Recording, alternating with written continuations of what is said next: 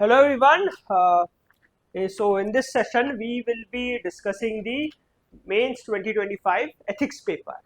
See, before we discuss each and every question of the ethics paper, a brief analysis that this year's ethics paper was, if we compare that with the ethics paper of 2024, the theory section was relatively more easy or moderate as compared to the CSE 2024.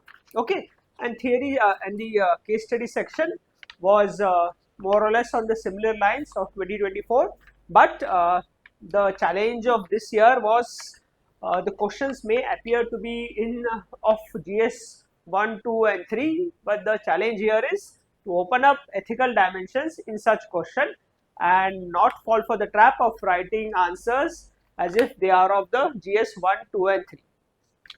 And but if we compare the this year's paper with the 2023 paper, that is which was relatively more simple, theory question of 2023 were relatively more simple as compared to this year's 2025 paper. So this year's paper was not as simple as the CSE 2023 and not as difficult as the CSE 2024 ethics paper. So if we look at the word length of this year's papers, this year paper, see 2022 paper was the most lengthiest paper. It was of 3200 word length.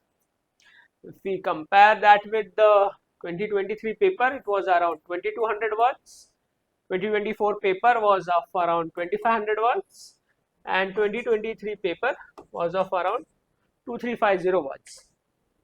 So see, not as lengthy as the 2022 one, not even as lengthy as 2024, but not as shorter as 2023. Of course, before 2020, the trend was altogether different. Papers were relatively very short, 1500 to 1500, 1800 words. And if we look at the case studies, here's the case study of 2025. The longest case study was around 460 words. So more or less on this trend of 23 and 24, the case studies were usually between 400 to 500 words, not even 500, 460, 470 words. This year, 2022, longest case study appeared of around 600 words. So see, this is a quantitative comparison of the paper. This way, it was not as easy as this, not as difficult as this, and nowhere compared to this. But we all know exam is very relative. What matters is how well you perform as compared to your competitors. So we all know how ethics plays a very vital role in your determining whether you will be clearing this examination or not. We have talked much about it, so we won't talk much about it now. So rather we will focus more on the analysis of the entire paper. Rather we'll discuss each question in detail. Okay, so let's begin.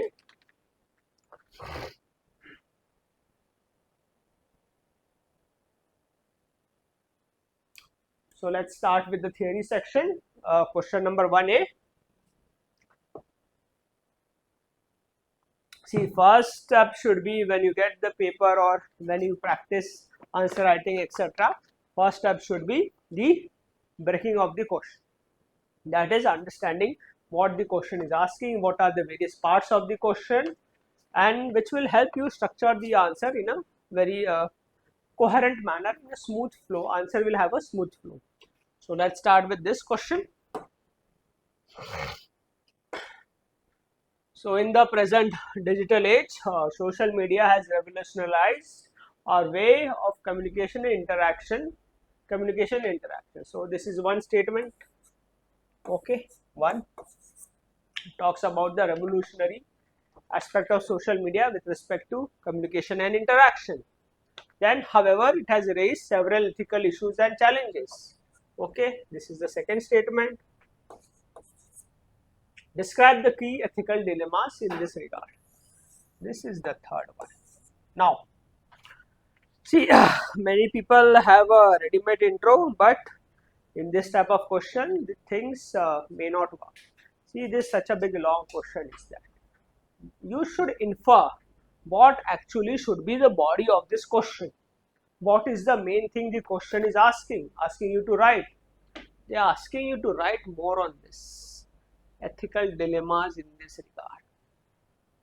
Okay, and 1 and 2, one first part is basically the introduction to the answer. On that line you should be writing the introduction. Then, however, raise ethical challenges, this is the connector. So introduction will be about part 1, the connector between introduction and body, that is there should be smooth flow, so will be about part 2, and the main body is about part 3, and conclusion part 4 will be how you will resolve these ethical dilemmas. So conclusion is resolving ethical dilemmas. So this is basically the structure of the question which the UPSC expects you to write.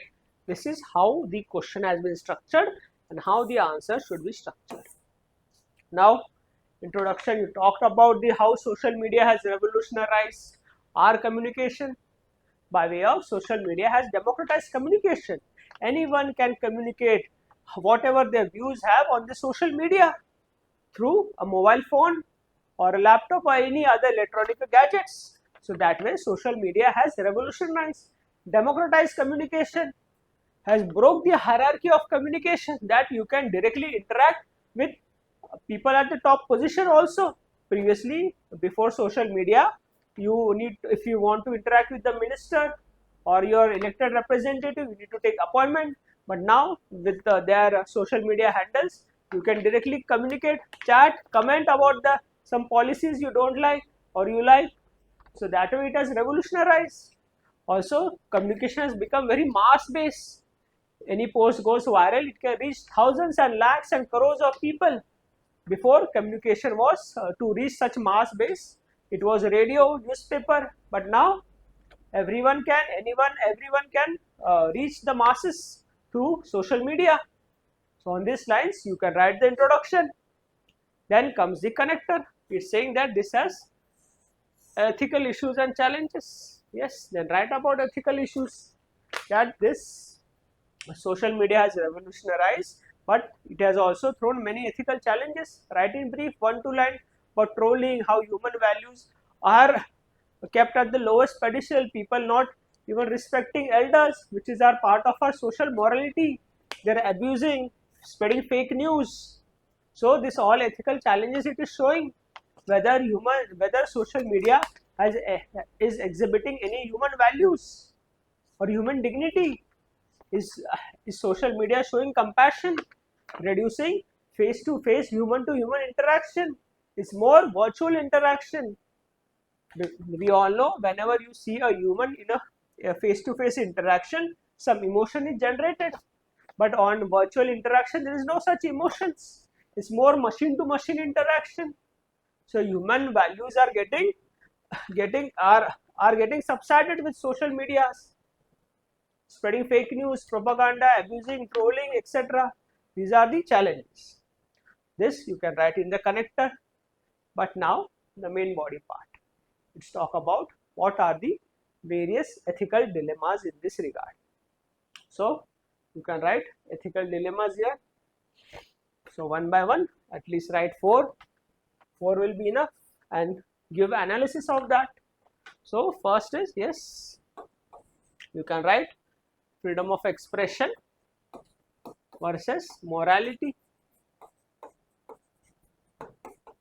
This is one ethical dilemma. Hope you know what is ethical dilemma. 2 ethical values are at loggerheads and decision has to be made such that one value will be compromised. So these values are at stake: freedom of expression, morality. Freedom of expression not in the sense of GS2. Socrates, hope you know, the founder of ethics, Greek ethics, virtue ethics, talks about the art of questioning based on reason and rationality. That is, freedom of expression should be there. So Socrates' art of questioning versus morality. Some things are written on social media, said on social media, that may affect public morality. Now, example, hope you must have heard about the India got latent controversy. You can relate here. India got latent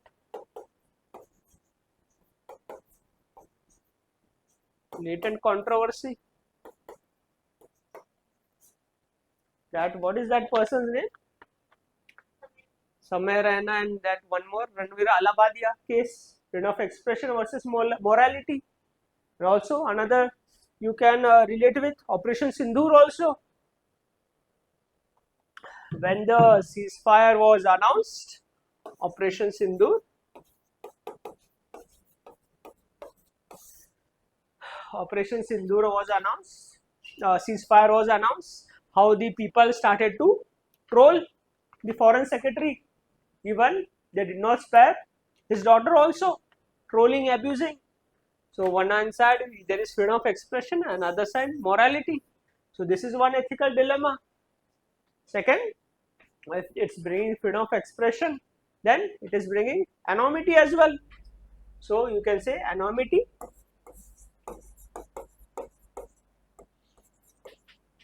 versus accountability.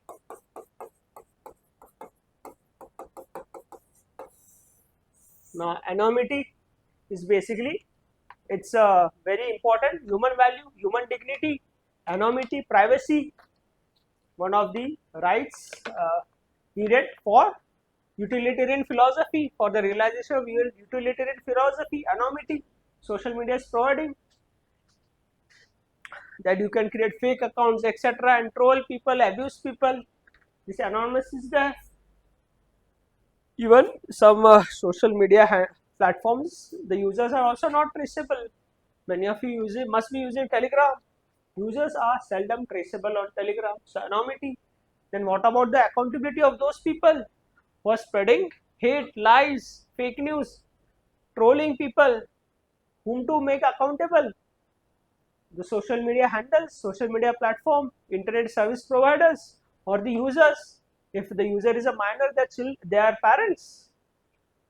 Why minor is been using social media platform? Shouldn't there be a regulation for that also? Or a social morality will be enough for a minor to not use social media in a negative way? So this dilemma it throws, anonymity versus accountability. Then another you can relate with ethical egoism versus ethical altruism.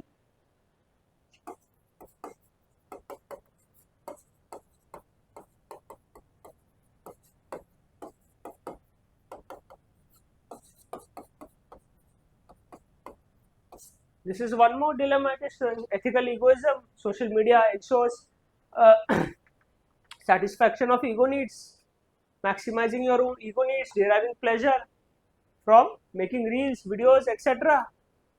for self growth. But how many of the social media handles have ethical altruism, that is benefits should reach the society? Yes, there must be, but if you look at a broader picture, how many percentage of people use social media for altruistic purpose? So this is again ethical egoism versus altruism to satisfy ego needs. What about benefit to the society? Also you can further relate with greatest good to greatest number of people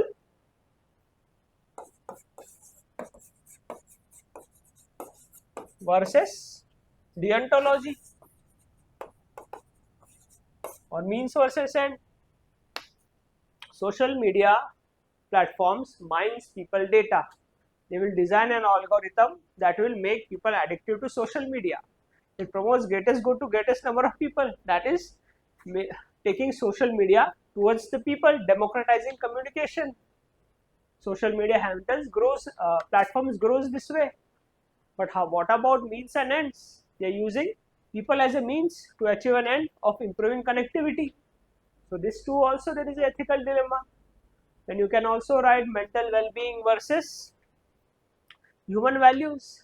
Social media usage reduces human to human interaction, promotes loneliness, but it adheres to ethical egoism. But it comes at the cost of face-to-face interaction. So that these are the ethical dilemmas it throws up. Now in the conclusion you can write about how this ethical dilemmas can be resolved. Social media is inherently, it seems that it is an inherently selfish medium. But if there are certain strong values among the users of the social media, then social media can become a inherently selfless medium as well for using for a greater purpose of promoting human values, promoting universal values like truth, compassion, etc. It all depends on which values the social media is anchored on. As of now, it seems social media is anchored on some egoistic values. Social media needs to be anchored on altruism as well. It will happen when people themselves have high morality and high ethical values. Then that will be exhibited on social media as well, even in when there is anonymity provided by the social media. So this way you can write this answer to this. See, the challenge of this paper is basically opening up ethical dimension in what may seem to be other GS papers. If you are able to open it, you may score well. If you are not, you may not score well. Okay, so let's now move to the next question.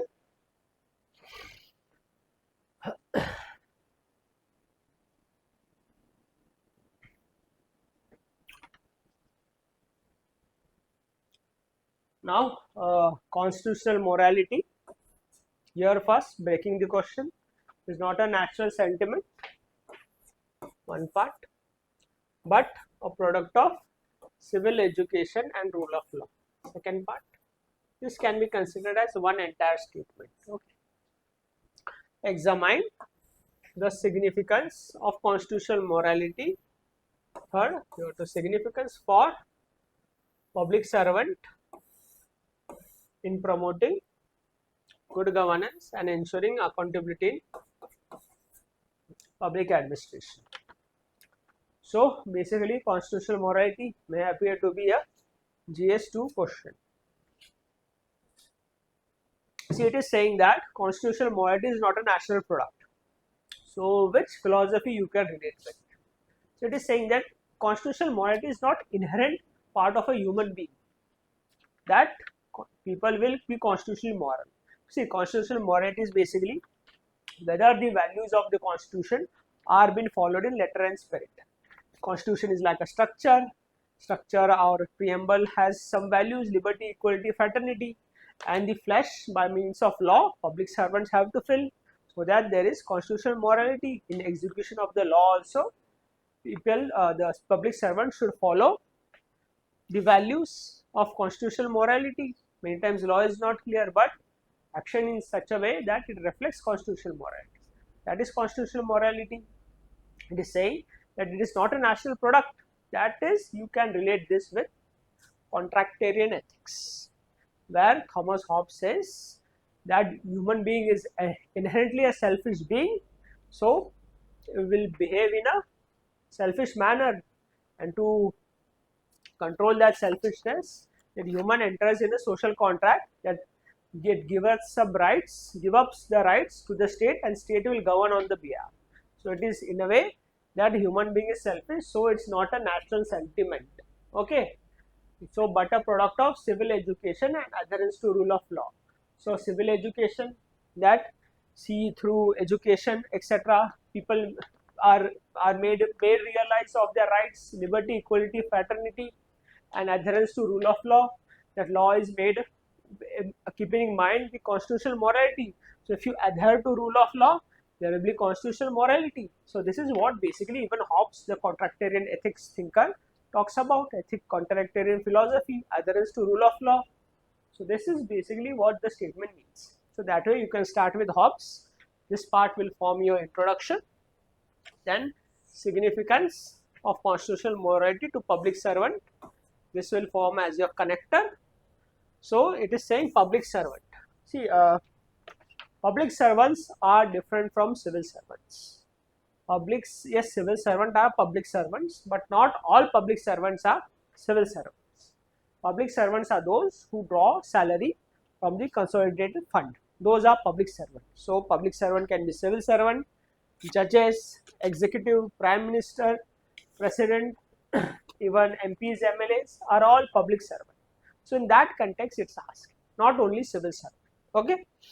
So right significance then, right significance in brief, that constitutional morality is significant to public servant because they are lawmakers, they educate law, they are also civil servants, enjoy a lot of discretion. So discretion is not misused. To ensure discretion is not misused, they need to adhere to constitutional morality. So that way you examine the significance. Now, role in promoting good governance in public administration, good governance and accountability. So basically, see, good governance already incorporates accountability. Okay, so you treat this as one statement. Good governance, one of the component is accountability.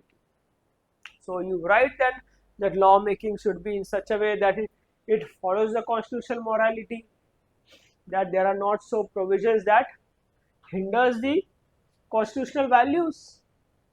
Even then you can take about the judiciary. Judiciary needs the basic structure of the constitution, nothing but a broader value which ensures constitutional morality. It will promote good governance, that is, it will also laws should be made that it encourages people's participation, such as social audit laws or consultation while making laws. With the public consultation happens, that is good governance. Enlightened policy making and also in policy execution, that the civil servant should promote a democratic attitude, encouraging people to participate in policy execution, team India, team India, etc. So that way it is how we promote good governance in public administration. But in the conclusion, don't stop at good governance only. Say that the constitutional morality plays a vital role not only in ensuring good governance, but if there is an ethical ecosystem, that is, ethical values are followed by while formulating policies, executing policies, adherence to the values in the constitution, it will not only ensure good governance but also ethics in governance, and thereby promoting justice, especially the equality principle and the differential principle as outlined by John Rawls in his theory of justice. So you will write in a ethical GS4 manner this entire question and not end up writing in as if it's in GS2. Okay, so this is how you can write.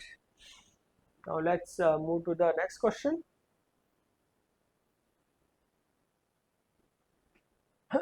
Okay, now statement, quote. Already 3 quotes used to come. Now there is one more quote. Quotation based question. So Karl von Clausewitz once said, war is diplomacy by other means. So this statement you should explain in the introduction, then critically analyze this statement in the present context of contemporary geopolitical conflict. So this is your introduction. Explain this statement, and you first write about this geopolitical conflict. Relate this statement with geopolitical conflict.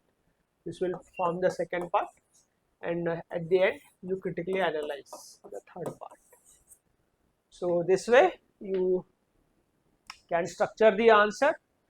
Basically, Karl von Clausewitz was a Persian general, military general, that is present day Germany, and he wrote a book on war. There he talks about this. War is a diplomacy by other means. If you don't know about this, don't worry, but explain this properly. So what he says, war is a diplomacy by other means. So diplomacy is what? It's about talks, negotiation between two nations to find a solution to a particular problem. That is diplomacy, through talks. And he says to achieve some political objectives. So he further says that if this diplomacy fails, then war is resorted That is, war is one of the means, the continuation of diplomacy by use of weapons, etc., to achieve political objectives. So war is just a continuation of diplomacy to achieve political objectives. So basically this is related to ethics in IR part of your GS4 main syllabus. Okay, so basically war is diplomacy to achieve some political objectives. So this way you can explain this in your introduction. So now you write about the present geopolitical conflicts, so contemporary. So basically 4 conflicts are there which are contemporary. One is the Russia-Ukraine war.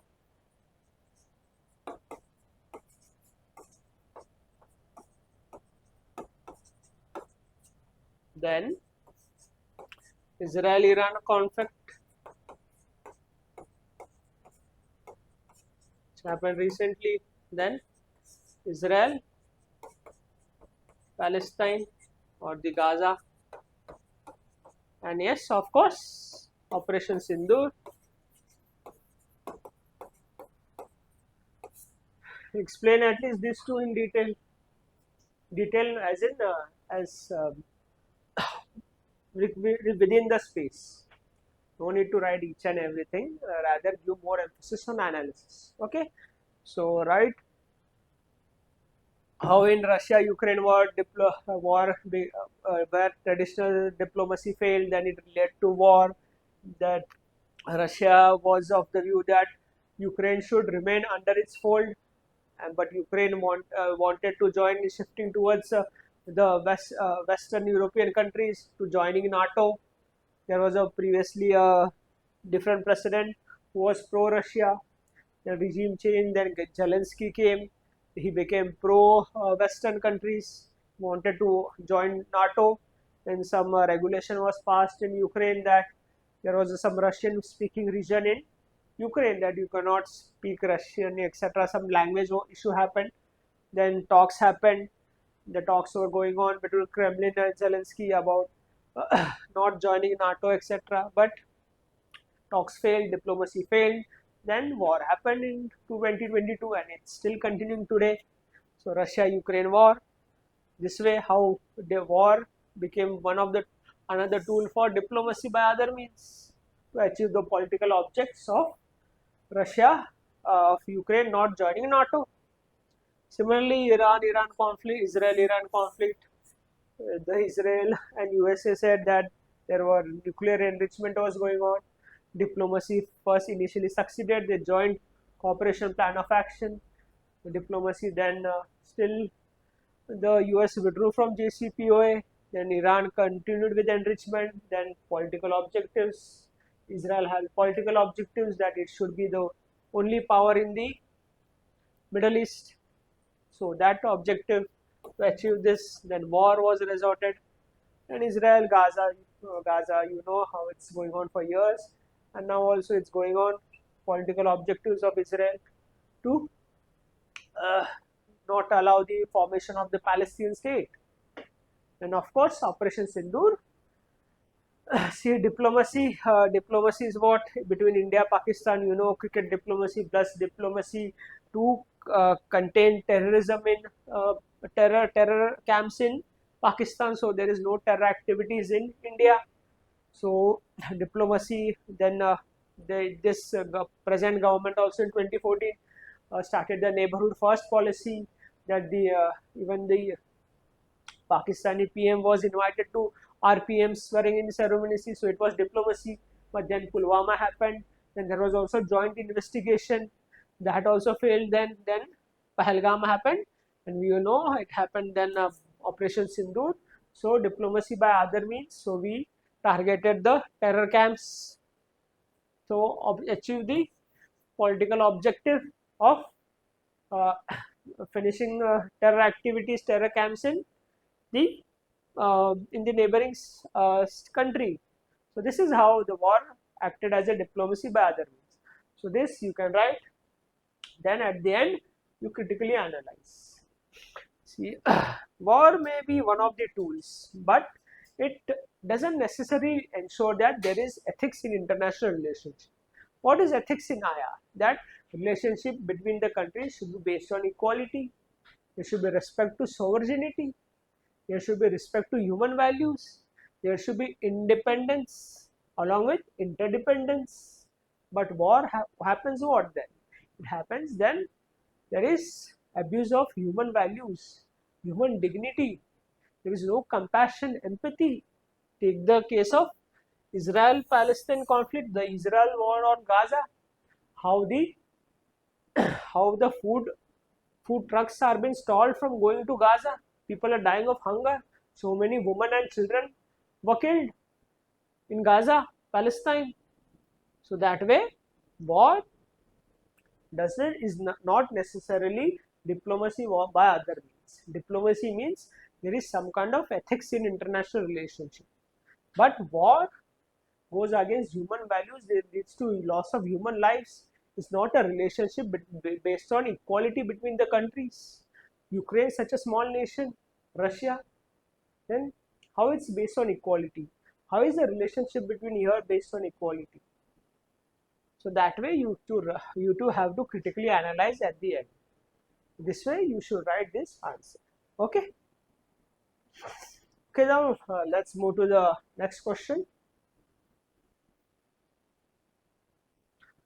It's more of a continuation of the previous question only. Ethics in IR again. Implicitly ethics in IR.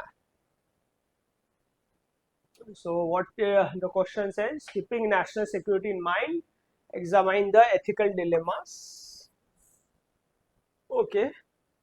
Related to the controversies over environmental clearances of developmental projects in ecological sensitive border areas.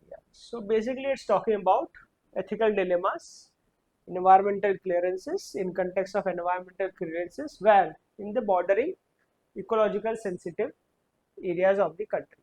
So in the country it's more implicitly referring to India. Okay. So introduction you should write, you can write about the ecologically sensitive border areas of a country. Every one of you expert in drawing maps, so you can draw map on the side and show our borders how they are ecological sensitive. Our borders are ecological sensitive, as we all know. The borders, especially along the China, the Himalayas are tectonically active there.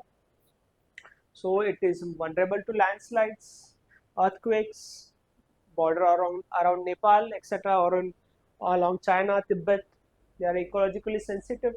Himalayas are tectonically active, and also the border along Pakistan, it's a highly forested area, so it's also part of the Himalayan ecosystem. There are a lot of rivers flowing through, so it is ecologically sensitive. So ecologically sensitive, so if we carry out infrastructure projects over there for national security, it makes them more vulnerable to disasters. Like the Char Dham project has made the bordering areas around Uttarakhand too vulnerable to landslides. So that way, how infrastructure projects are environmental clearances and sensitive borders, this you can write in the introduction in brief. Then you come to the ethical dilemmas. Ethical dilemmas, you write one by one. First, you can write security versus what? Security versus peace. So if there are a lot of infrastructure projects going on, China started a lot of infrastructure projects, so we also need to start. That Galwan Valley incident happened, it was infrastructure projects, so the peace got hampered. On the one side we need to security, then what about peace? It makes the border more volatile. You build one project, we'll also build one. You bring second, we'll bring second. In the ecological sensitive zone, also the Ladakh region, the border on around the Ladakh, the Tibetan plateau plays a very vital role in India's monsoon. That is also ecological sensitive. So security on one side and peace on the other. Okay, Second, you can write sovereignty, national sovereignty versus environment or environmental ethics. On the one side, we need those infrastructure projects to protect our national sovereignty. But what about environmental degradation, environmental impact assessment? These projects have a leeway from the EIA. They are not required to conduct EIA, environmental impact assessment. It also leads to displacement of the tribals who are living around in the jungles around the borders. They have very intimate relation with the nature. What about their food for food, shelter, even spiritual needs? So it puts a dilemma, sovereignty versus environment. Also, you can then relate to greatest good to greatest number of people versus means and end. So, securing our border through environmental projects will greatest good for greatest number of people. Rest of the country will be secure. But what about means and ends? Displacement of people, tribals, etc. They are they have been used as a means to achieve the goal of sovereignty, protecting security. So means versus ends also. So that way you can write those ethical dilemmas. Also, yes, confidentiality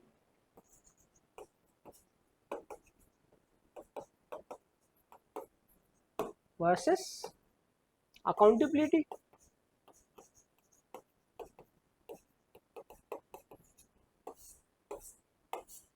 So such projects are highly confidential, but it may also promote corruption. What about the accountability? If corruption is happening in the border of management projects, building roads, whatever corruption is happening, who to make accountable? Will that even come to light? The Rafale case happened, the CAG had the Rafale case, the reports were not made public of national security. So confidentiality versus accountability. So that way you can write the ethical dilemmas. But at the end, you can relate that border projects are required around ecological sensitive areas because there is lack of trust between the borders, between the bordering countries. There is absence of ethics in IR. If there are friendly relations, that is, there are acceptance of universal human values across borders, then this projects would be required. Ethics and morality will ensure that no such steps are taken that will endanger human lives and human values. Even our country is rooted around the moral values of Vasudeva Kutumbakam. Entire world is one family. If entire South Asia is one family, if such values are accepted all over South Asia, then we need not need these projects around the borders, especially the ecological sensitive areas. So that way you can conclude the answer. Okay.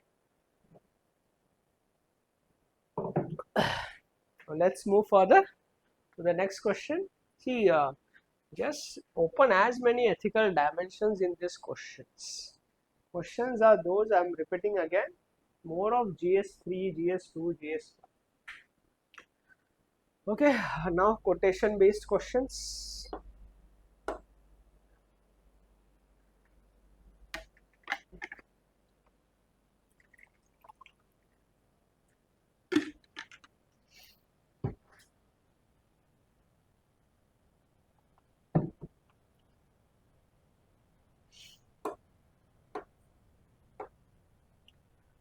Quotation based questions, in the introduction you explain the quotation in brief, then relate with some of our component of our syllabus, and then you bring out this relevance in the present context. So that should be the approach. So first quotation by Thiruvallavur: those who in trouble untroubled are, okay, will trouble itself. So when trouble comes, you should not get troubled. You should remain calm and composed. This attitude will ensure you can deal with the trouble effectively. That is, you will trouble itself. So in a way, this quotation relates to emotional intelligence, part of our syllabus.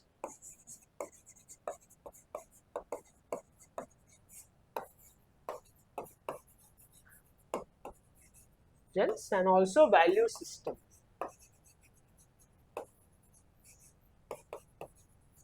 So a person who doesn't get bogged down in challenging situation has a strong value system. That civil servant will exhibit high amount of, that is, absolute integrity. There will be probity in governance. What is integrity?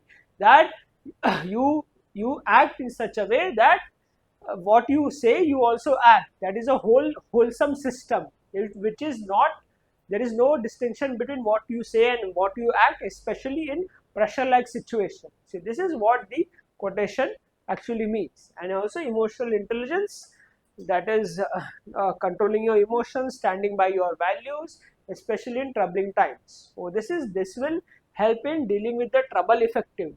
So this is what the quotation means. So in the present context, you can relate with the the tariff wars. So the tariff war is going on. USA is imposed 50% tariff on India. So we are in trouble, but we should not bow down.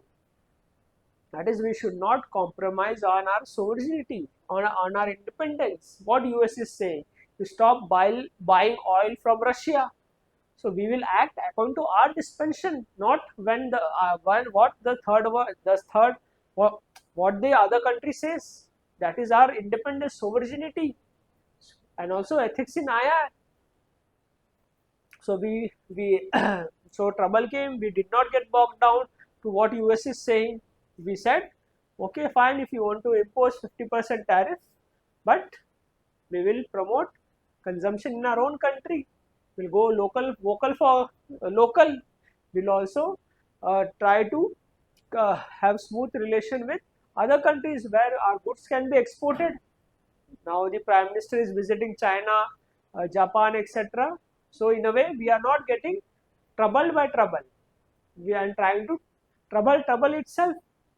So in civil services also, a civil servant has to face many challenging situations. But if they get troubled by it, then entire value system crashes. You may not be having integrity, probity in governance. One instance, recently a book was released by the former finance secretary in the book called No Minister, where he says that when a decision has to be taken, lot of file notings happen. That is, every officer gives a remark regarding certain policy, etc. So he had given his remark, and based on that, a streamlined process starts and decision is taken. So he may have given some adverse remark regarding certain policy, and in his book he writes he was asked to go back and cut that file noting and write a favorable remark. So he said that this is not possible, this is against the integrity system. So yes, this is where your value system gets challenged. You should not get trouble by trouble. So he refused to revisit those file notings, and then he was transferred out from the finance ministry. He further says other officer did this, he changed the file notings, and that officer went to hold a constitutional post as a election commissioner. So this is trouble itself. So that way you can relate with and show the relevance of this code. In the end, you can show a relevance of emotional intelligence, etc. Okay. First you explain this code, then you relate with the present context, and in the conclusion you can relate with emotional intelligence and value system, especially integrity and probity in governance. This way you can attempt this question. Codes were not that challenging this year. Now come to the next quote. In quote question, there are two Indian thinkers and one Western thinkers. So William James, American psychologist. The greatest discovery of my generation is that human being can alter his life by altering his attitude. So basically, this is from the attitude component of your syllabus. Now what he is saying, that basically he is saying that you should have a flexible attitude to change your own life, but you should also interpret not my own life but others' life as well, as a civil servant, as a public servant. So See, it brings about the significance of having a flexible attitude that bureaucracy had traditionally known for bureaucratic attitude. But things are changing. There is more role of a bureaucracy is not of much of a regulator but of a facilitator, empowering people. This attitude will come only when you have a flexibility in your attitude. That is your democratic attitude. Then you will promote consultation from the people and empower people. You will change that bureaucratic attitude to an empowering attitude and and show exemplary behavior towards the people, because people are the real kings. Like what the Prime Minister says, there should be Nagrika Deva Bhava. So that way it's important to have this type of attitude. It will alter your life. Human being can alter his life. That is, you join the civil services to serve the people, and now it's time for execution. In reality, then it will alter your life. You will feel inner satisfaction, inner enlightenment, achieving wisdom of Aristotle, highest form of good, satisfaction. You will be picking the, if you have a flexible attitude, you will pick up those values that will help in righteous character building, satisfy your conscience, good conscience.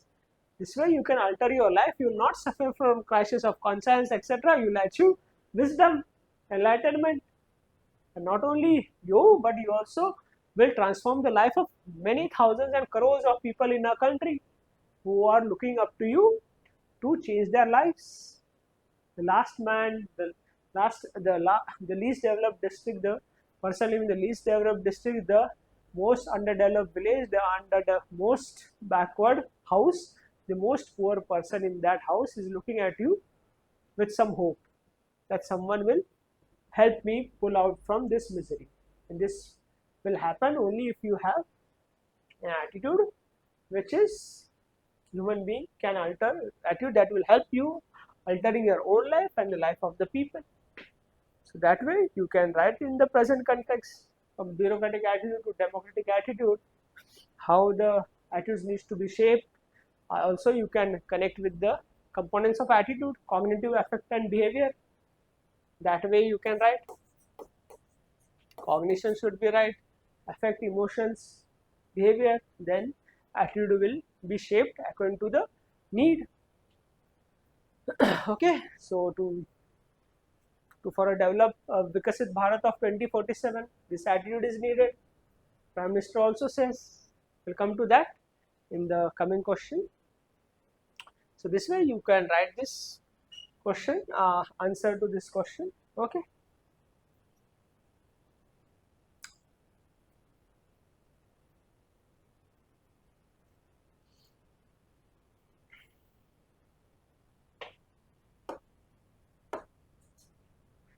So next, the strength of a society is not in laws, but morality of its people. See, the previous question was basically Gandhiji's quote also. You can relate with it. Be the change you want to see. Okay. Attitude 1. So next is the strength of the society is not in laws, but in the morality of its people. So basically it talks about law versus ethics. So further it says, so again you can relate with these contractarian ethics also, how selfishness of a human being, negative human nature needs to be tamed by laws. But law alone cannot ensure that the society is strong. The large number of laws signals the weaker the society. People need to control more. Why people need to control more? Because the society has people of negative human nature. They don't have, people are not positive. That is, they have more of negative values. They are greedy. They are corrupt. So that's why we need more laws to control that behavior. A society which has less laws means what? Human beings are have a positive nature. That is, they are selfless. They are compassionate. They have empathy. So they need less regulation. So that's why that society will be a stronger society as compared to a society which has large number of laws. Therefore, that is why Swami Vivekananda says the strength of a society is not in its laws but morality of the people. People have are less moral, require more laws. A dictatorial regime has lot of controls. North Korea, this you cannot do, this you have to do, because there's a very weak society in terms of morality. In our country also, you can relate with the Nikita Bhati case, where the dowry legislation was enacted in 1961. From there, that law is there. But has dowry as a social evil been tamed? The Nikita Bhati case, where she was burnt alive for dowry. So recently, the dowry that it says National Crime Records Bureau, 17 women die every day because of dowry. So dowry legislation is already in 1961, but where is the morality? Even if there is law, so it clearly says the strength of the society is very poor, because despite having laws, this is happening. 17 women die every day. So highly immoral society, we can say. People are moral, then you won't need such laws. See, uh, even we can say see other side you can write the Scandinavian countries are the most happiest countries. They have less number of regulation. People are self-regulated there. So very strong society. So this is there now. Also, electoral bonds were bought. The Electoral Bonds Act, law, etc., to stop funding of black money in the electoral process, to reduce the criminalization of politics. So, did electoral bonds ensure the achievement of this, creating a moral politics? Supreme Court struck it down, electoral bonds, saying that it is rather infusing black money into politics. So, again you can see how strength of a society is not determined. Now, the 130th amendment is being brought to jail Prime Minister, CM, etc. if they are charges are framed. So, will that law will ensure that moral politics or criminalization of politics will stop? No, right? So that's why strength of a society is more by the morality of the people. People will remain self-regulated if they value human values at the top. Keep human values at the top. Keep compassion, forgiveness, tolerance at the top. This will be self-regulated. That's why when Mahatma Gandhi said there should be self-governance, and this is because self-governance will happen when there is highly ethical society, highly moral society. There won't be required any regulation in law. People will govern themselves. That is what Mahatma Gandhi also visualized. So in the end, you can write Mahatma Gandhi also. This is relevant. Mahatma Gandhi also said this. This way you can show the relevance in the present context as well. Okay. Okay, now let's move further.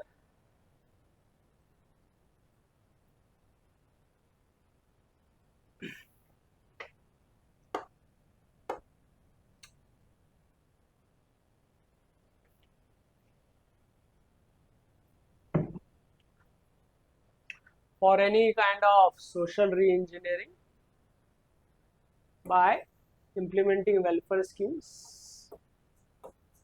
So social re-engineering achieved through welfare schemes. A civil servant must use reason and critical thinking in an ethical framework. You have to justify this statement with examples. So this can be an introduction, social engineering by welfare schemes, and this can be a connector, critical use of reason and critical thinking, and justify this with suitable examples. This is what the question is demanding. Now, what is social re-engineering? So, basically, our society or all the societies are divided by social hierarchies. So, in our country, there are caste hierarchy, then there is class hierarchy, rich, poor, middle class, lower middle class, etc. below poverty line. Then there is hierarchy based on gender, discrimination male, female, and the third gender. So this is social hierarchy. To break this social hierarchy, to ensure social mobility, that is the poor also becomes middle class further becomes upper middle class, etc. Also there is uh, caste based discrimination also stops. Everyone is treated equal, that is social re-engineering. And to achieve this, welfare schemes is one of the medium. So that's why government runs a lot of welfare schemes. Pradhan Mantri Garib Kalyan Yojana, that is welfare for the poor, so that they are able to beat poverty and move up the social class ladder. That is social re-engineering. Then there is also schemes targeted towards SC/ST. The Stand Up India, Startup India has the SC/ST component for social re-engineering.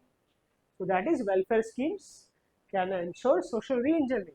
But welfare schemes in our country have been in existence since independence.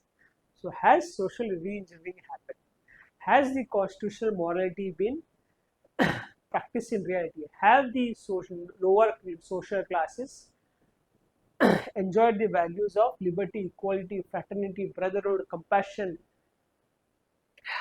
Have the civil servants shown exemplary behavior towards them, treating every social class with respect?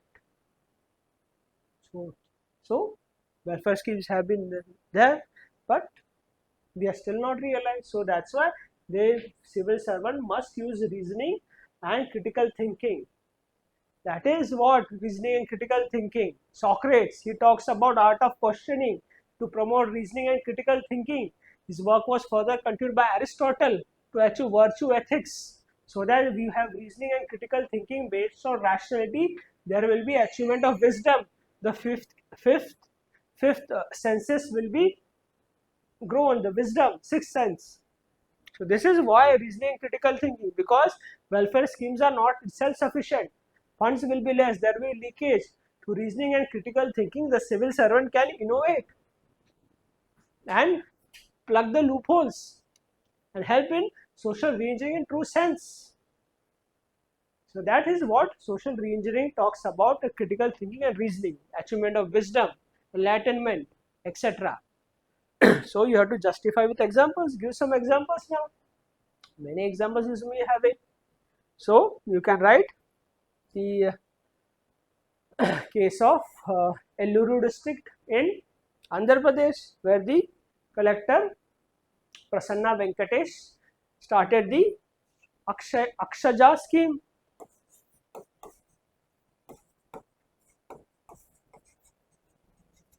where nutritional kits were given to STs. So already Poshan Abhiyan is there, but that may not be sufficient. So he partnered with the various schools or even colleges to design nutritional kits through the Akshaja scheme. So that is reasoning and critical thinking, innovation. So that way he reduced the anemia, prevalence of anemia among the STs. This is one. You can also write the initiatives taken by the RSMN as a collector of Pelambalu district, where the district was chronic for low sex ratio. So it was needed a social re-engineering. So discrimination based on social hierarchy based on gender, so that it ensures social mobility. So he started a scheme there, changing attitude of the people, critical thinking, reasoning, then sex ratio of their district increased. This is another example. So this way you can give some suitable examples and show how innovation was brought about. Or you can write famous example, the northeast, that road, what is that, where he used crowdfunding to build a road in northeast so that welfare schemes can reach the people. So forgetting his name. Anyways, that example you can give. Okay, so that way innovation, crowdfunding, so that the road can be built and welfare schemes can reach the people because of critical thinking and reasoning. Okay, so this is what the question talks about, and this way you can write. So in the end, you can connect with Aristotle, etc., who talks about wisdom. This will lead to wisdom, Daridra Narayan, welfare of the poor, okay, and help in social mobility of the social classes.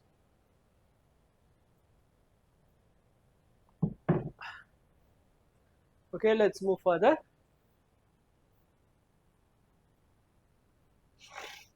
So a simple question, not much challenging to write.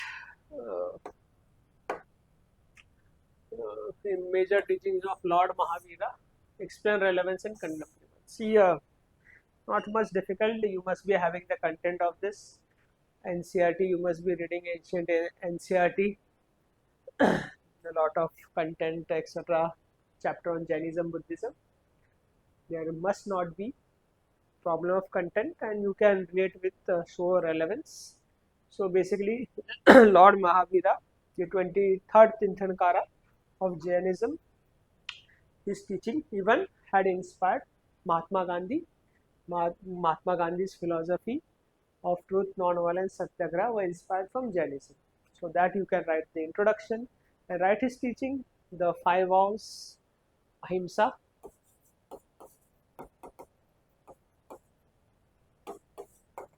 satya,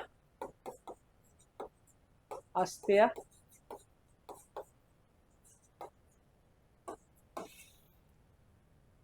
aparigraha, and 5th one, brahmacharya.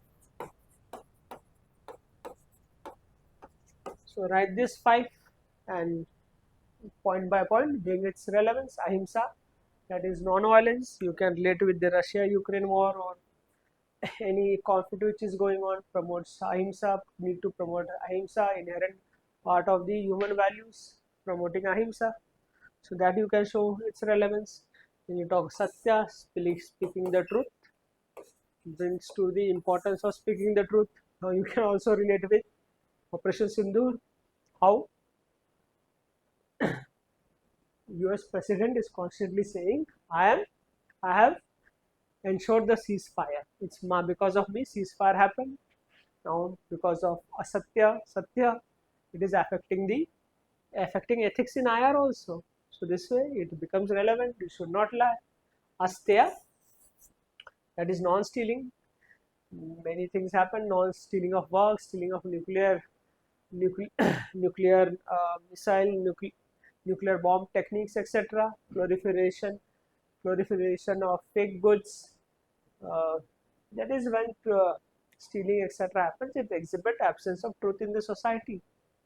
Stealing others people's ideas, etc. Trying to steal Nobel Peace Prize by saying false narrative. This way, aparigraha is not attachment to non-material things. Now, consumeristic culture, consumerism, materialism is being highly highly been touched in our society because of social media. People are not helping people, rather for material satisfaction, for a reel to go viral. Instead of helping the accident victim, they are making reels, putting on social media, attachment to material things, consumerism, corruption. So you can write that brahmacharya, self-control, pleasure with conscience. There should be self-control, regulation of emotion, importance of emotional intelligence, pleasure seeking by material things. That need to be controlled, self-control, self-regulation, emotional intelligence. Corruption happened, Odisha DM case, you can relate with. Not self-control, being totally occupied by material things. Then you can also relate with the Triratnas of Jainism to achieve wisdom, to achieve enlightenment. Triratna of Jainism, what is that? Right knowledge, right action, right faith. Either faith will come before action. So knowledge, action, and faith. So it will help in achieving enlightenment. Enlightenment you interpret in terms of adherence to the civil services values, helping the poor. That is your enlightenment. Daridra Narayan will be your enlightenment. Right knowledge, rationality, etc. Right, faith in the civil services values, civil service, etc., civil services morality. Then action, what you say, what you do. If there is Trinity, the Trinity is adhered to, there will be integrity and probity in governance. So in the conclusion, you can write this. Simple question, not much challenging. If you know this, the 5 Vows and the Triratna, okay. NCERT has details of this, ancient NCERT by R.S. Sharma. Okay, let's move further. Now,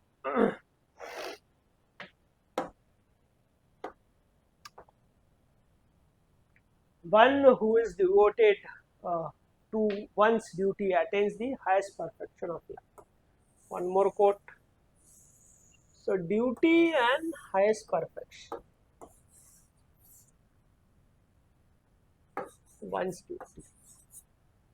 Analyze this statement in reference to responsibilities and personal fulfillment as a civil servant. So, introduction is this, explain this quote, then you analyze in terms of importance to civil servant, responsibility and personal fulfillment. Okay.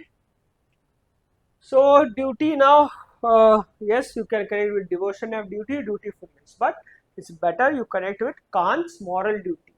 Kant says a human being has a moral duty because he has to follow his moral conscience. The command will come from the moral conscience to follow the moral duty. And moral duty, it says a human being has a moral duty to be harmless, to speak the truth, to respect human dignity and be fair, so that there is justice. So this is the moral duty. So introduction, you can relate with the Kant moral duty. This will help in achieving perfection, that if we adheres to moral duty, then it will lead to perfection in life. Perfection, again you connect with wisdom, enlightenment. That is the perfection in life of Aristotle or Gautam Buddha. So that way you can interpret and write this introduction. Now you have to write in reference to the responsibilities and personal fulfillment of civil servant. So one, responsibilities. Second, personal fulfillment.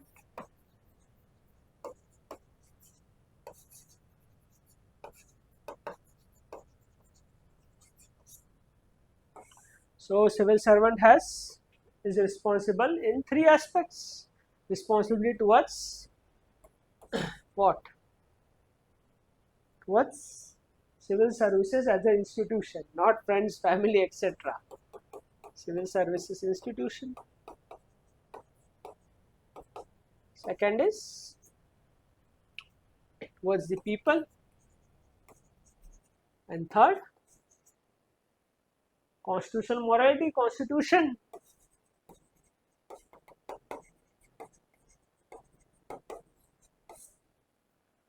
So, highest perfection of life, you should fulfill this 3 responsibility in 3 aspects. Civil services institution, remain committed to the duty, then you will be adhering to the civil services values of civil services institution. That is Shilam Parnam Bhushnam. Character is the highest virtue. Protecting democracy, growing democracy, bulwark of democracy. Many institutions which act as a bulwark of democracy, as outlined by Dr. Ambedkar, are manned by civil servants. The CAG, then Election Commission of India. So responsibility, performing moral duty to achieve highest perfection. The responsibility has in terms of civil services institution. Then responsibility towards the people, exemplary behavior, Nagrika Dev Bhava. The responsibility for Daritya Narayan, for their welfare, for social engineering, social mobility, generating social capital, building trust in the society, protecting the weak from the strong, justice in the society. This is what is responded towards the people. So constitutional morality, as we all know, civil servants enjoy a lot of discretion. Discretion is not misuse. A civil servant has a moral duty to behave in a responsible manner, that his or her actions exhibits constitutional morality, that is adherence to the constitutional values in letter and spirit. This is how responsibility. Following moral duty will lead to personal fulfillment. Now, Don't fall for the trap of personal fulfillment as material fulfillment, personal fulfillment as family fulfillment, as self-fulfillment. This question asks you to interpret personal fulfillment, highest perfection, moral duty. So highest perfection is enlightenment. So when you perform your duties responsibly, will be personal fulfillment, personal satisfaction, character building, forming of right consciousness. So there will be adherence to the integrity system. So there is no discrepancy between what you talk and what you say. That is wholesome integrity. There will be probity in governance. That's why it will be personal fulfillment. In that sense, you will fulfill your desires of helping people. For that, for which you had joined the civil services, and it's clearly said as a civil servant. This way you have to write. Okay. So in the conclusion, you can relate with those thinkers, Aristotle, etc., guiding light, or you can the Panch Pran also you can relate. This can act as a moral duty for achieving this goals. Panch Pran, we'll come to that. One question has directly picked by the UPSC from the Prime Minister's speech on Civil Services Day. Next question. Yes, next question is directly picked by the UPSC from Prime Minister's speech on Civil Services Day. This question. Now, question says, to achieve holistic developmental goal, a civil servant should act as a enabler, an active facilitator of growth rather than a regulator.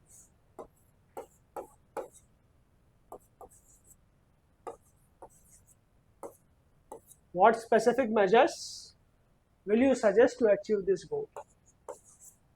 Okay.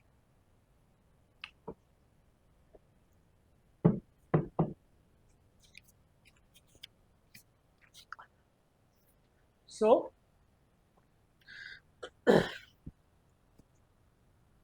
this define holistic development in the introduction.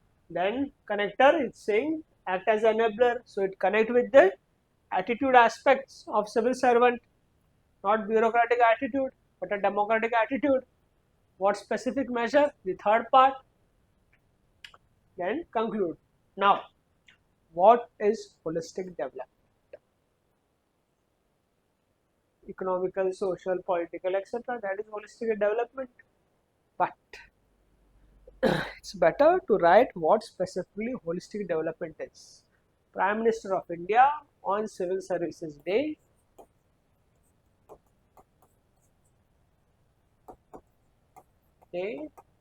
on April 21, 2025 talked about holistic development. He defined holistic development. He said holistic development is the one where no village is left behind, no family is left behind, no person is left behind. So that is, development should reach even the poorest person. And further he says holistic development incorporates clean water, quality education, and financial access to entrepreneurs. And further, the fruits of digital economy should reach every village. That is holistic development.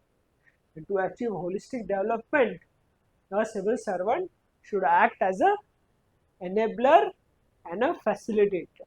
These are the words of the Prime Minister. Direct question from his speech. We had also framed a similar question in our test programs. Same to more or less similar question. We also picked question from that speech.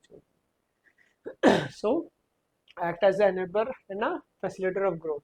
The Prime Minister himself says civil servants were traditionally a regulator, that is regulating growth, that is not allowing people to grow. They used to lay a web of laws, etc. That will be difficult for a industry, etc. to grow. So now the Prime Minister is saying you should act as a regulator and a facilitator. That is, you should promote ease of compliance. The industries will make quality products, and civil servants should have an ease of compliance.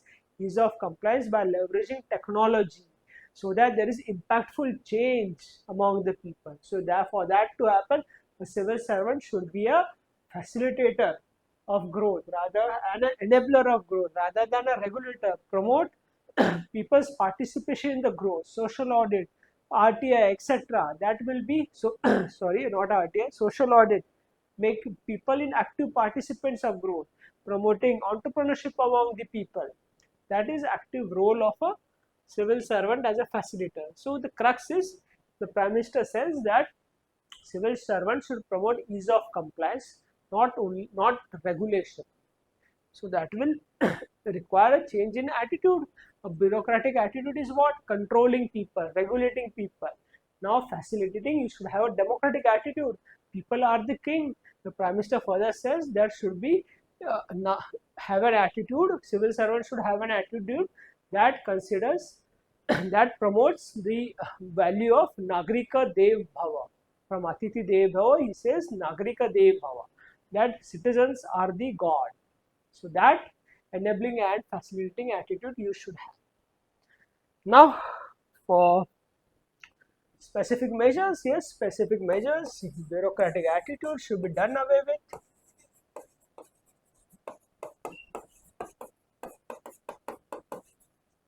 And there should be what? Promotion of integrity over convenience. There should be promotion of innovation over inertia. And also further he says there should be service orientation over status. So this attitude is required. For measure is this, transform this attitude. Second, people's participation, promote people, take administration to the people, governance to the people, promote good governance, ethical governance. These are the specific measures. Leveraging technology. That technology, the civil servant should not only learn technology but use technology for impactful change, promoting next generation reforms. This is what you should write as specific measures. The measures are given by the Prime Minister himself in that speech. So all these measures you can write. And also this should be under the umbrella of constitutional values, ethical values, so that it is not only the civil servant acts as a enabler and facilitator, and also ensuring ethics in governance. That way you have to write these all aspects, and also in the end, to achieve this, the Panch Pran given by the Prime Minister can act as a moral compass. The Panch Pran he gave for the civil servant to carry out this goal for a Vikasit Bharat of 2047. What are the Panch Pran? Panch Pran, he says. So Panch Pran.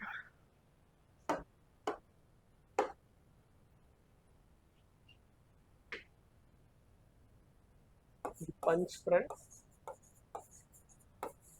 So you can just mention Panch Pran in the conclusion, but if you want you may not have a space to write, but it's good to remember. It may come to use somewhere, or maybe next year only they ask what is the Panch Pran. So first Pran he says for a Vikasit Bharat, what is national development?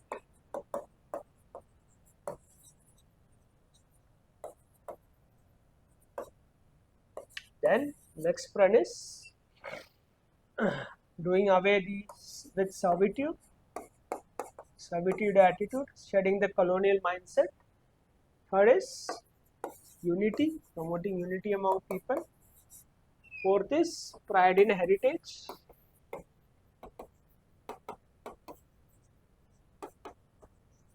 And fifth is honestly performing duties.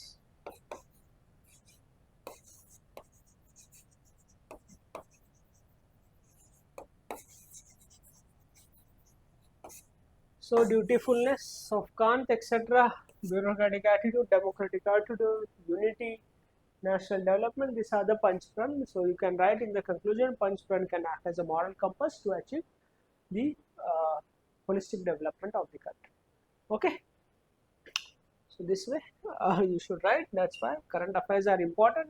Approach should be analyzing current affairs from ethics perspective and not remembering 50-60 examples to write in the exam. See, this many people have an this that they will mug up 50-60 examples. Now in this kind of paper, how you will recall and how you relate, rather whatever is there, you pick one or two issues and open up ethical perspectives. And yes, once few examples you should have, well, like how we talked about the work of Dares Ahmad, Prasanna Venkatesh, etc. Between Prasanna Venkatesh won the Civil Services Award from the Holistic Development category, and the theme of the Civil Services Day 2025 was theme of Civil Services Day 2025 was holistic development. Okay, so directly picked up from this holistic development of India. This was the theme of Civil Services Day.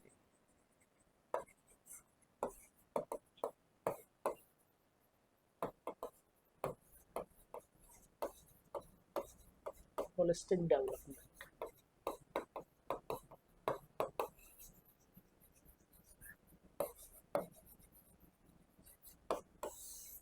This was the from there they have picked up the entire question. Even the answer is on that speech itself. Okay.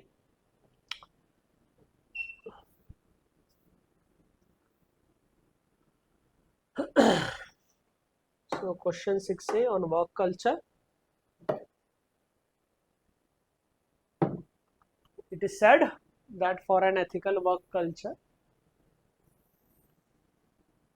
there must be a code of ethics in place in every organization to ensure value-based and compliance-based work culture. What suitable measures would you adopt in the workplace? Yes, question may look simple, but there is a trap here. Okay, first ethical work culture it talks about.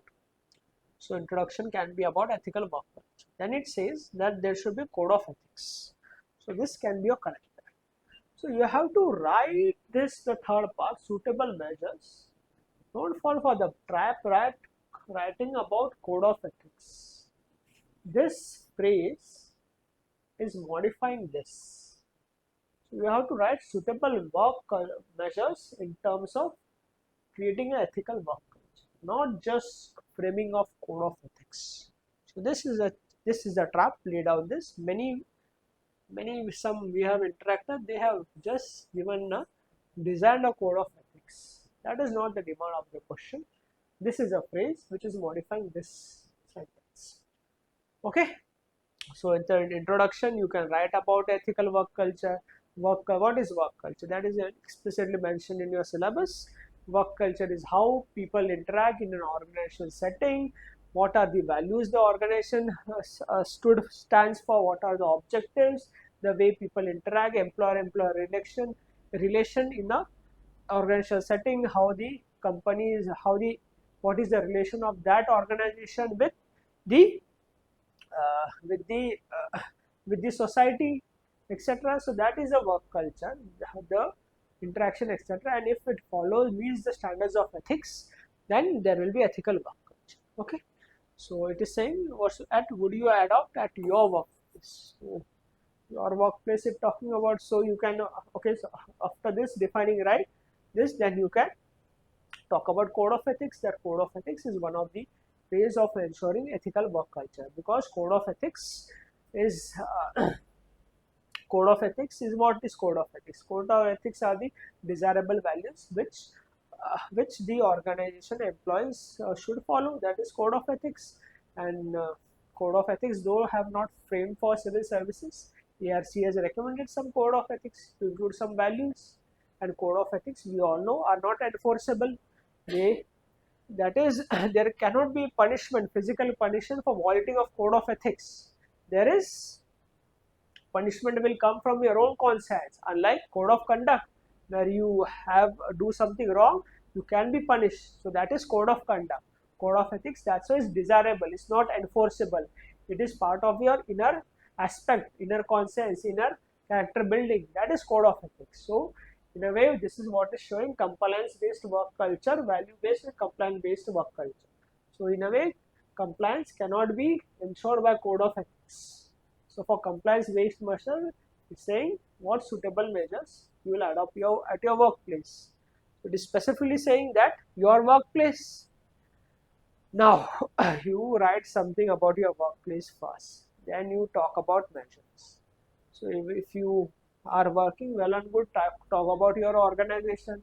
If you are not working, still talk about something. It's not saying that your future organization, your present workplace, it is what it is talking about. So that you have to write. So you may be working in a private organization or a public organization or a mix of both, that is NGO or civil society. So you may be knowing aspects of public organization. So I will talk about private organization. So workplace. So you can write that I work at a private organization, I have a small venture, or that way that workplace to ensure ethical work culture. So you can write about the three broad dimensions about that. First, give briefly about where you work, and the dimension is what foundational values you have, foundational values of your organization. Next is the human resource, and what are the objectives, or you can relate this with leadership. So these are the three aspects. You can write measures on these three headings: foundational values, objectives and leadership. So foundational values you can write if it's a private organization, my organizational foundational values are based on that our goal is not to make only profit but to benefit the entire society. We take care of all the stakeholders, and that entire all the people are like a family. All the people means our customer, etc. Our customer, our management, our employees. We treat them as one family, so as to ensure quality of product and quality of service. So that way you can write about these are the foundational values, and these foundation values are exhibited in our objectives: giving quality of products, quality of services, promoting democratic environment within the organizational. So human resource, you can write our recruitment system is as such, it reflects what? It reflects DEI, diversity, equity and inclusion. So we promote recruitment in such a way that our employees are from diverse background. There is equity, that is parameters won't be same for all of them. People coming from humble background, there will be different parameters as compared from people from which are relatively good background, humble background, poor background, less educated. So there is equity in my organization. There is inclusion of all the classes, caste, etc. So that there is large number of diversity in the organization. So this will promote ethical work culture, promote a democratic environment. Everyone will consider this organization as a part of their own family, etc. Which will promote innovation. Democratic environment will lead to flow of ideas. So that way you can have how you will design the ethical work culture. Then also you can promoting ethical leadership within the organization, leadership based on value system. In a way also promoting women in the leadership position, because because a woman in leadership position is very important for organization to make a transformational change.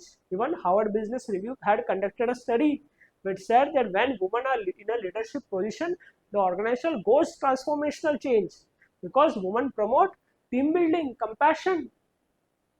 People, they understand emotion of the employees, promote democratic environment as compared to men in leadership position. Men wants power, will, authority. So that's why women in leadership position do ethical leadership. So this way, this way, these measures have been adopted or would be adopted in my workplace so as to promote ethical work culture. So this way you can write this answer.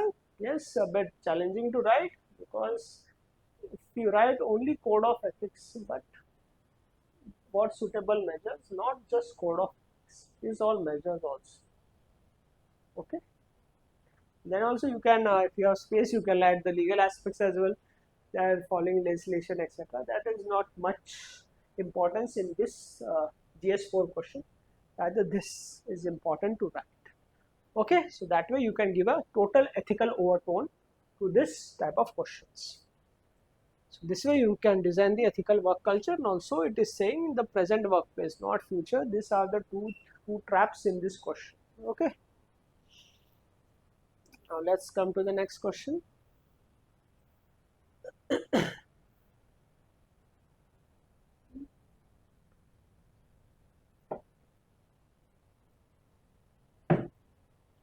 Yes, the most lengthiest question, around 70 words. Only one question was the lengthiest one. Rest, if we compare with the CSE 2024, all questions are very lengthy. They are theory questions. Okay. So, India is an emerging economic power of the world as it has recently secured the status of the 4th largest economy. So, one part here, this can be your intro. However, it has been observed that in some sectors, allocated funds remain underutilized or misused. Second,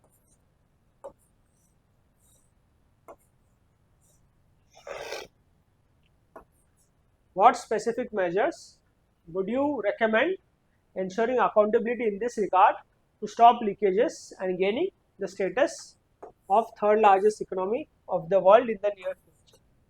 So, third part, okay, ensuring accountability to stop leakages and 3rd largest economy.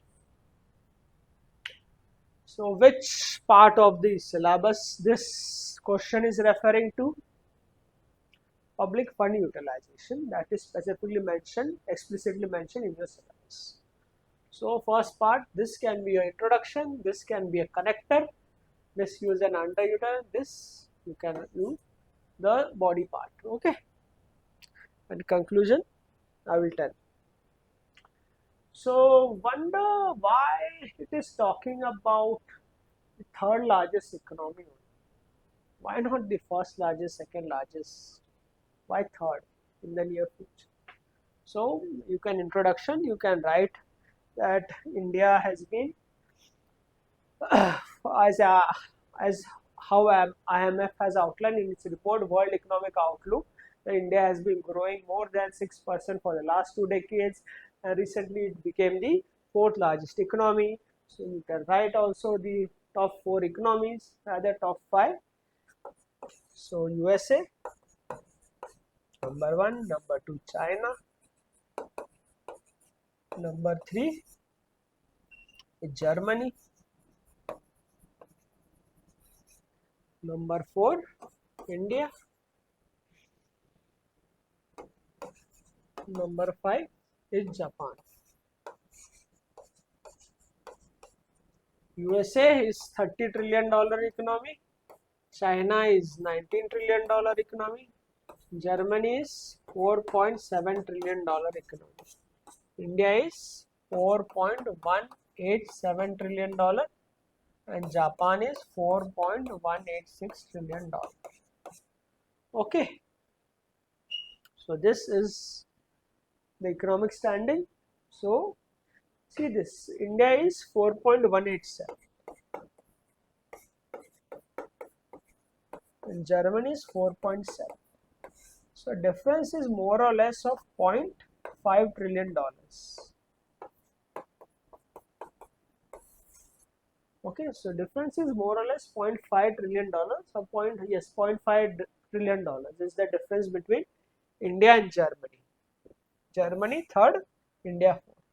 Question is saying third largest. So difference only of $0.5 trillion and we spent about $0.3 trillion on welfare schemes.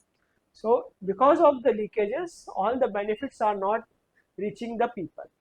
If you stop the leakages, this $0.3 100% will reach to the people, and so impact will be larger. Impact happens, then if we all the scheme reaches to the people, then it will also lead to not just economic development, social, etc. Social engineering, economic mobility will happen. So that way, that's why it's saying third largest economy. These leakages are dependent on this becoming the third largest economy.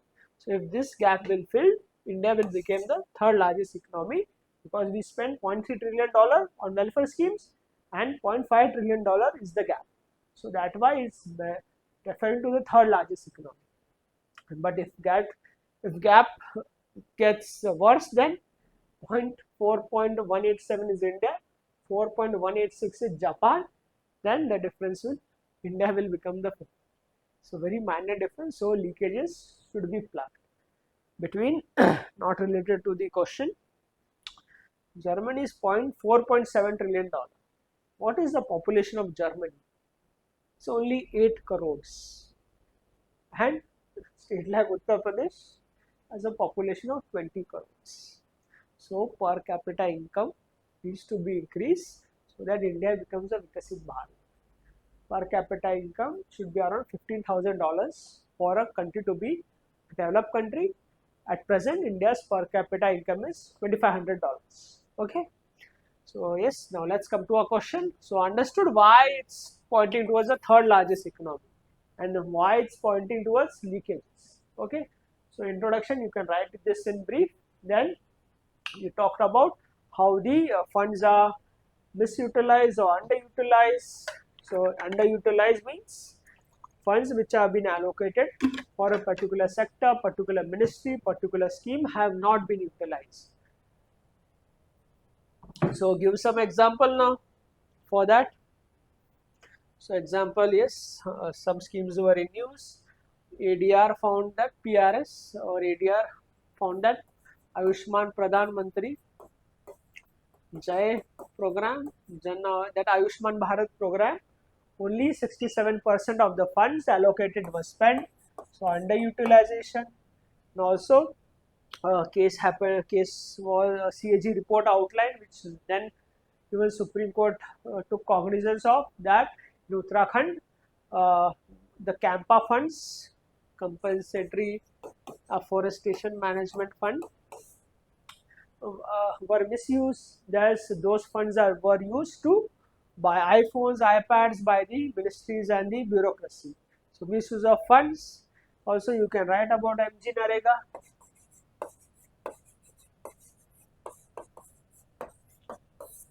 MG Narega, how that Parliamentary Accounts Committee recently outlined that the mobile system is used for transparency, but you have to click a photograph of the employment which you are given to the people. Those photographs should be taken of the people while they come to work, and you have to take one more again when they leave for work, so that the muster rolls are kept clean. That is no corruption, but people who are taking photograph from the photograph itself, from passport photo they are taking and showing their work is done.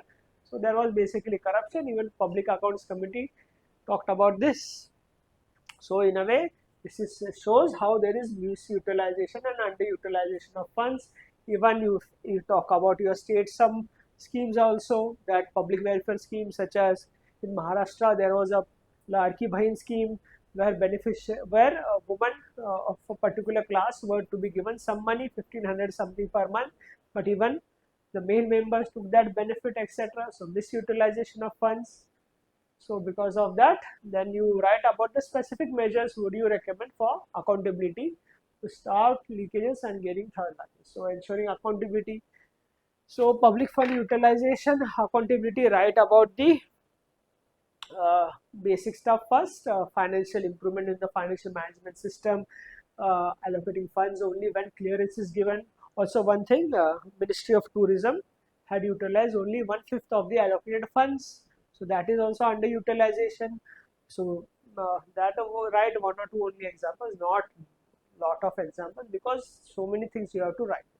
So then you relate with, you talk about the measures, improving financial management system, outcome budgeting,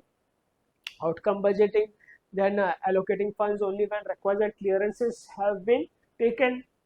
So that way, then monitoring of the funds, and yes, most importantly, now accountability. You can write that encouraging people's participation in the welfare schemes by way of social audit, strengthening accountability mechanism like RTR, citizen charter, also local ombudsman, as has second ARC has recommended in the ethics and governance report, where it talks about there should be a local ombudsman to address the grievances of the people at the local level, complaints related to corruption, when on the lines of a lokayukta at the district level.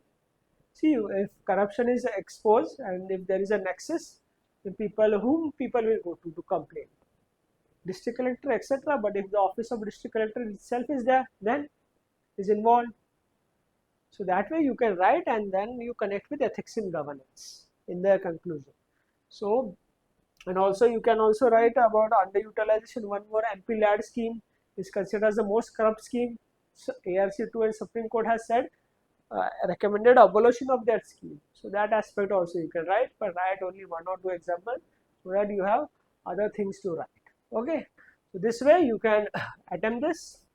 Yes, see, it may appear simple, but you have to open up a lot of things. Why it is third largest, it is saying. So that why it's you have to show this much gap is there. If plugging welfare schemes will help in becoming the third largest from fourth. Okay. So this way you should write. See, the challenge in this paper is basically opening up ethical dimension in the theory section. Very challenging, but not the people who are practiced, who can open up ethical dimension in current affairs, that is just an application of this paper. If you have that skills, then you can score well in the theory section. Case studies we'll discuss in the next session. Tired? Okay, we'll discuss in the next session, but wait now. See, yes, we talked about how the significance of current affairs, opening up ethical dimension current affairs to deal with such kind of paper. And also this will happen only if you have a good, your foundation is very much clear. You always say complete this triangle, it will help you. So foundation,